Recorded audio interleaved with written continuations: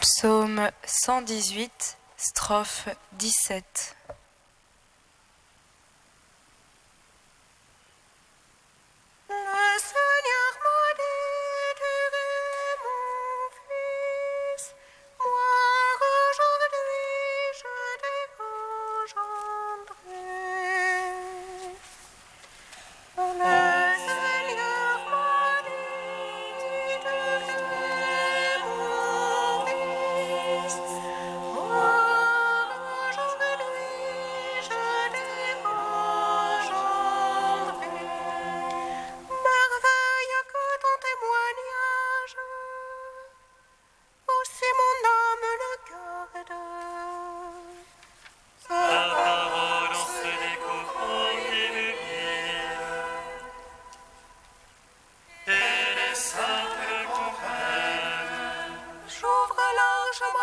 Et j'aspire,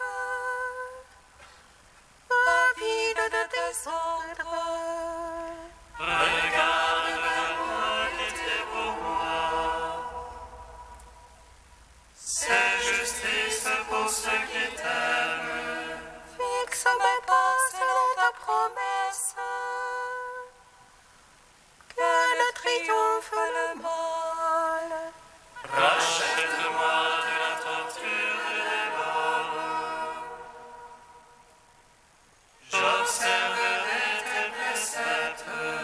Pour ton serviteur illumine ta face. Apprends-moi tes volontés. Mes yeux ruissellent de larmes. Car n'observe pas ta loi. Gloire au Père, au Fils, au Saint-Esprit. Pour les siècles des siècles. Amen. Le Seigneur m'a dit, tu es mon fils. Moi, aujourd'hui, je t'ai enchanté. Psaume 122. Ô Jésus, ami des hommes, bénisse-moi ta venue parmi nous. Alléluia, Alléluia. Ô Jésus, ami des hommes, béni soit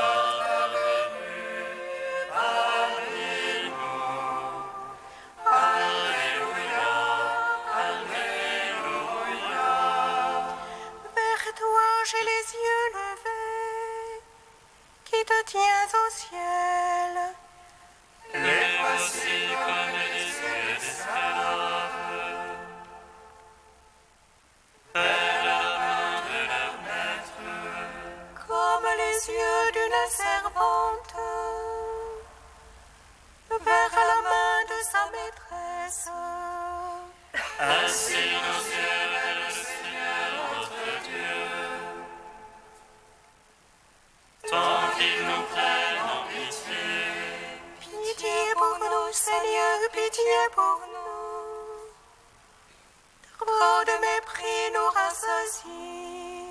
Notre âme est par toi rassasiée. Des sarcasmes désatisfaits. Gloire au Père, au Fils, au Saint-Esprit. Pour les siècles des siècles. Amen. Ô Jésus, ami des hommes, béni soit ta venue parmi nous.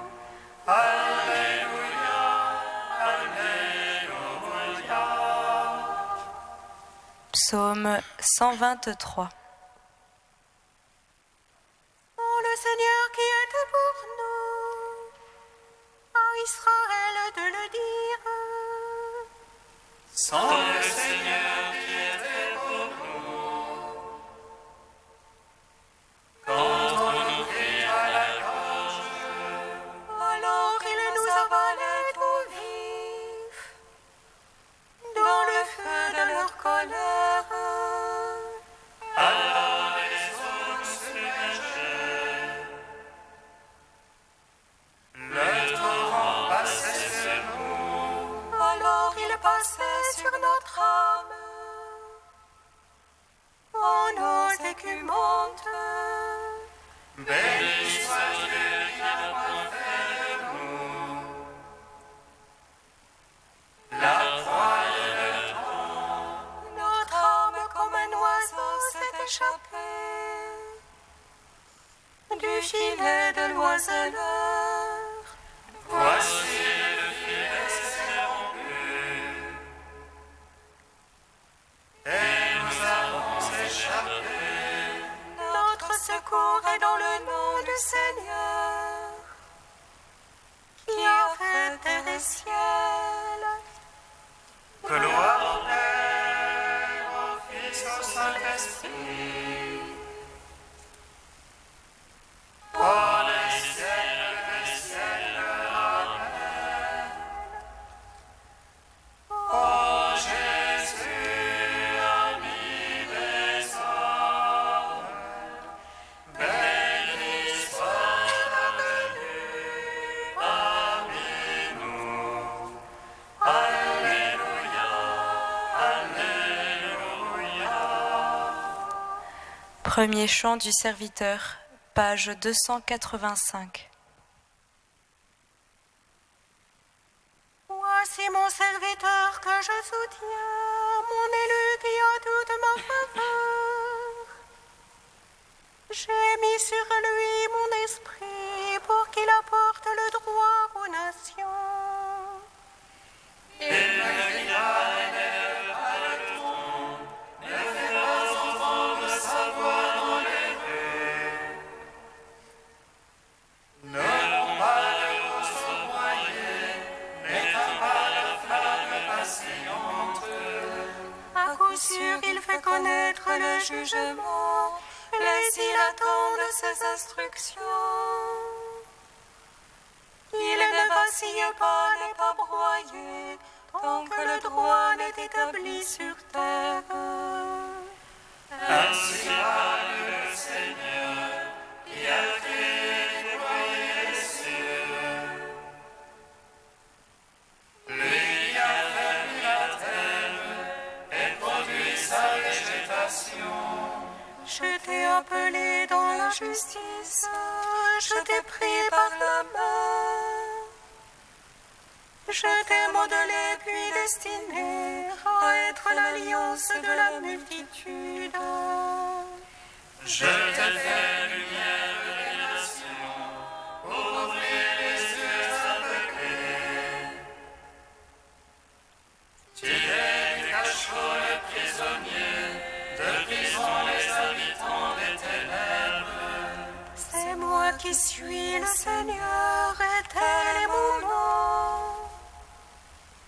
Je ne céderai pas ma gloire à un autre, ni aux idoles la louange qui m'est due. Rendons gloire au Père Tout-Puissant, à son Fils Jésus-Christ le Seigneur, à l'Esprit qui habite en nos cœurs, pour les siècles des siècles. Amen.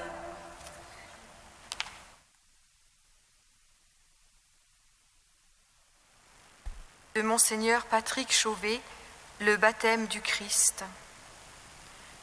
Le baptême de Jean n'est ni une ablution rituelle, ni un rite de purification, c'est le geste symbolique du pardon de Dieu.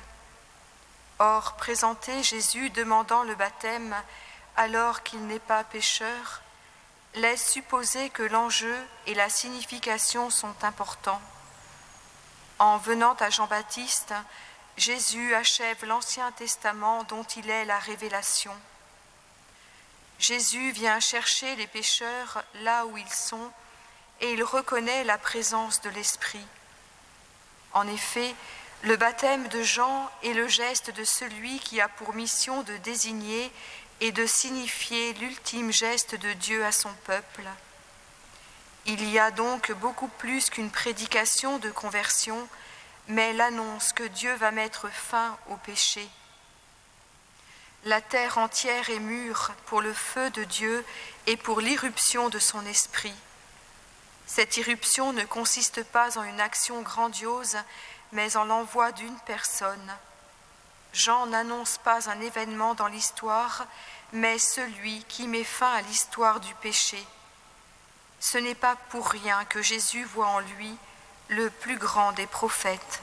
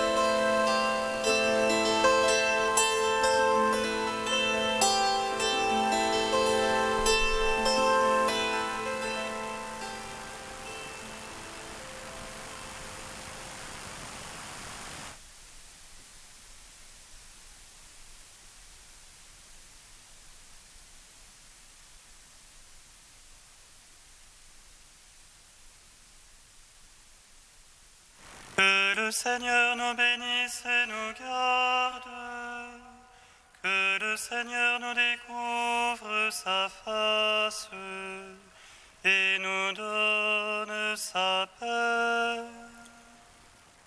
Que le Seigneur nous bénisse et nous garde, que le Seigneur nous découvre sa face et nous donne sa paix.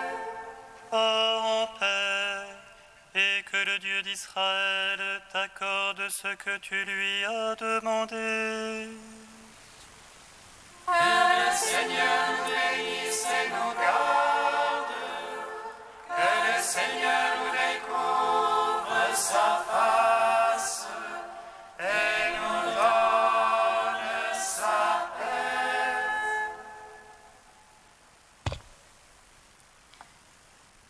Lecture du premier livre de Samuel.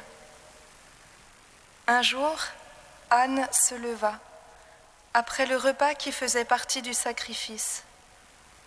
Le prêtre Élie était assis sur son siège à l'entrée du sanctuaire.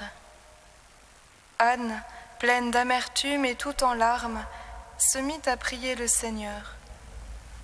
Elle fit un vœu en disant « Seigneur de l'univers, si tu veux bien te pencher sur ta servante humiliée, te souvenir de moi, ne pas m'oublier et me donner un fils. Je le consacrerai au Seigneur pour toute sa vie, et on ne lui coupera pas les cheveux. » Tandis qu'elle prolongeait sa prière devant le Seigneur, Élie l'observait. Elle parlait dans son cœur. On voyait bien remuer ses lèvres, mais on n'entendait pas sa voix. Élie pensa qu'elle était ivre et lui dit « Vas-tu rester longtemps dans cet état ? Sors cuver ton vin. » Anne répondit « Mon Seigneur, je ne suis qu'une femme affligée, je n'ai bu ni vin ni boisson forte. J'épanche mon cœur devant le Seigneur.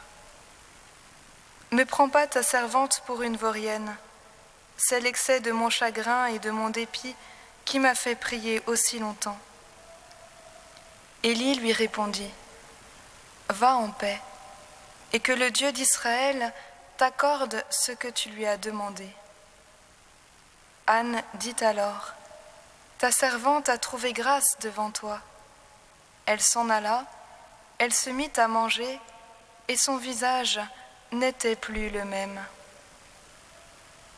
Le lendemain, Elkana et les siens se levèrent de bon matin. Après s'être prosternés devant le Seigneur, ils s'en retournèrent chez eux, à Rama. Elkana s'unit à Anne, sa femme, et le Seigneur se souvint d'elle.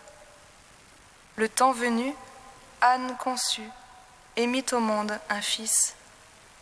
Elle lui donna le nom de Samuel, c'est-à-dire Dieu exauce, car, disait-elle, je l'ai demandé au Seigneur. Gloire à toi, ô Dieu vivant, gloire à toi. Gloire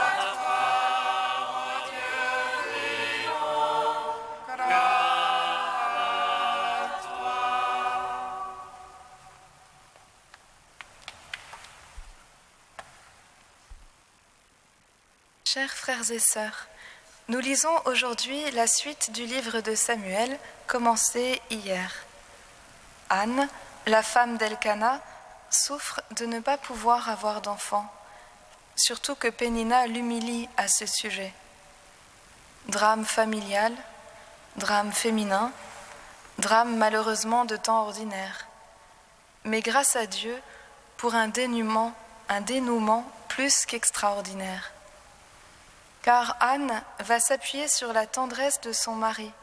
« Est-ce que je ne vaux pas pour toi mieux que 10 fils ?» lui disait-il hier pour essayer de la consoler. Et sur la puissance de Dieu. Montée au temple de Silo, elle se tint devant le Seigneur, Coram Deo, ce qui est, selon Jean-Yves Lacoste, l'attitude liturgique par excellence. Là, elle prie, pleure beaucoup et fait un vœu qui n'est pas un chantage, contrairement à ce qu'une lecture trop rapide pourrait faire croire, mais une promesse de gratitude. Non pas « si tu me donnes un enfant, alors je te le donne », mais « si tu voulais ne pas m'oublier, alors je pourrais t'offrir jusqu'à ce que tu auras bien voulu me donner. » L'enfant n'est pas demandé comme un dû, mais comme une bonté d'âme du Très-Haut, comme une grâce inouïe qui appelle la même gratuité en retour.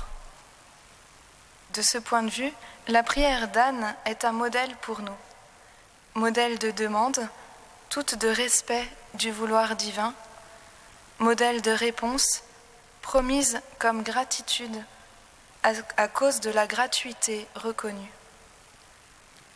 Il y a une pureté, on peut même dire une chasteté dans cette prière qu'il faudrait imiter. Ensuite vient un passage étrange, où le prêtre Élie intervient de façon tout à fait décalée. Il la croit ivre et veut la chasser. Quel contraste! Puis il finit par la bénir et nous dit le texte, la femme alla son chemin et son visage ne fut plus le même. Qu'est-ce que cela veut dire? C'est qu'une prière vécue dans la gratuité et la gratitude nous donne accès à la sobre ivresse de l'Esprit Saint. J'épanche mon âme devant le Seigneur, dit Anne au prêtre. Elle est simple, sans artifice, libre devant Dieu, libre de tout recevoir de lui. Quand on y pense, avoir audience auprès du Maître et Créateur de l'univers lui-même, cela ne devrait-il pas être grisant? Cela en tout cas est transformant. Le prêtre passe du rejet à l'accueil. Anne passe des larmes à la lumière. Son visage ne fut plus le même. Combien de fois dans la Bible nous apprend-on que la prière change jusqu'au visage? Pensons à Moïse, dont le visage rayonnait au point qu'il se voilait la face, à Jésus, dont le visage se transfigure alors qu'il était en prière, à Étienne, dont le visage apparaît comme celui d'un ange. Ainsi, la prière d'Anne nous révèle une autre fécondité, non pas tant celle charnelle du petit bébé à naître, qui a toute sa valeur, certes, et qui sera l'exaucement concret de la demande d'Anne, mais surtout et avant tout la fécondité spirituelle qui transparaît comme rayonnement sur son visage. La prière fervente d'Anne, alliée à la bénédiction du prêtre, qui préfigure la médiation indispensable de l'Église, engendre une transformation intérieure de la personne qui pourra en changer la vie et donner la vie. Frères et sœurs, prions dans l'ordinaire, avec foi et ardeur, et nos visages diront l'extraordinaire. L'accueil de la gratuité du don de Dieu nous émerveille. L'émerveillement se traduit en reconnaissance qui nous rend ivres de joie. Cette sobre ivresse nous transfigure de l'intérieur.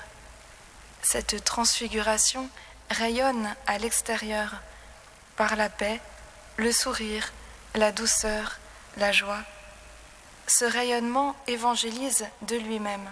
Le pape nous l'a rappelé récemment. Voilà le processus spirituel de la prière. Voilà la vraie fécondité de notre existence, tant il est vrai, comme le disait Marthe Robin, qu'on ne donne Dieu que par rayonnement.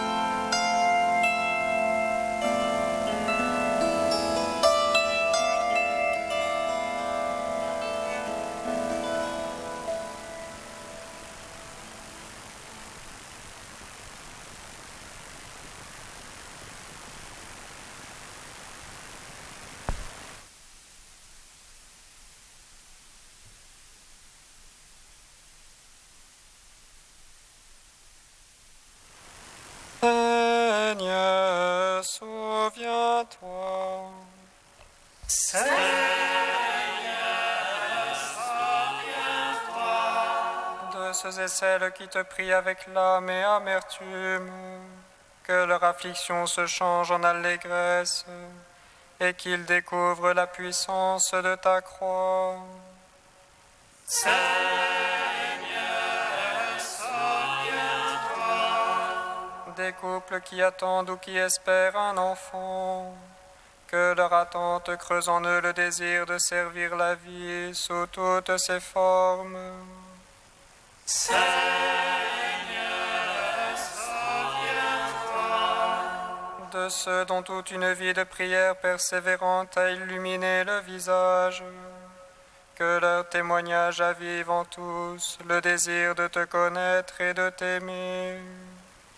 Seigneur, souviens-toi.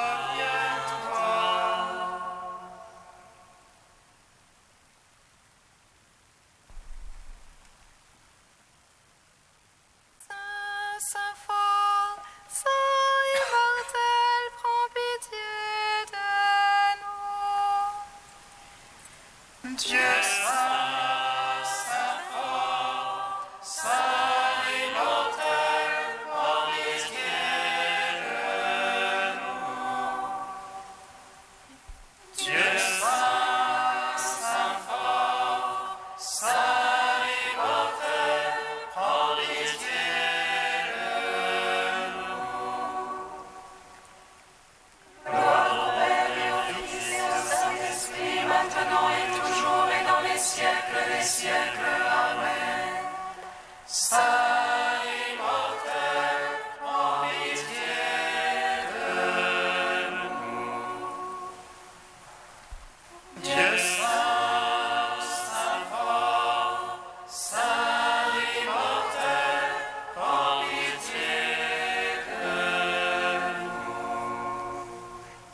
Pour le don de l'Esprit que tu répands sur nous quand nous te prions avec gratitude, toi, notre Père, nous te rendons grâce. Notre Père qui es aux cieux,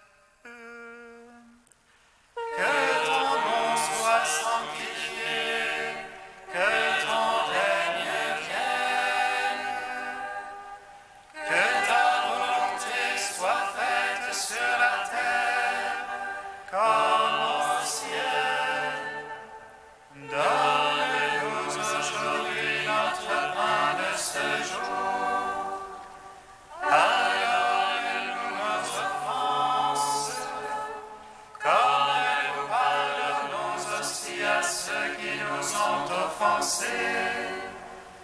Et ne nous soumets pas à la tentation, mais délivre-nous du mal.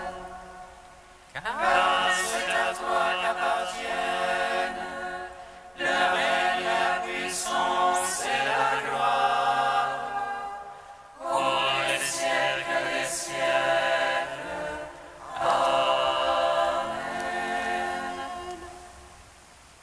aux appels de ton peuple en prière, réponds Seigneur en ta bonté.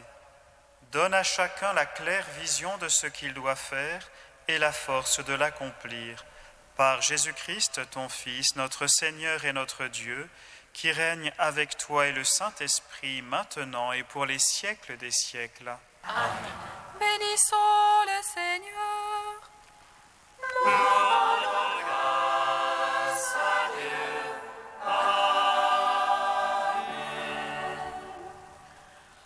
L'ange annonça à Marie qu'elle serait la mère du Sauveur. Elle conçut de l'Esprit Saint. Réjouis-toi, Marie, pleine de grâce, le Seigneur est avec toi. Tu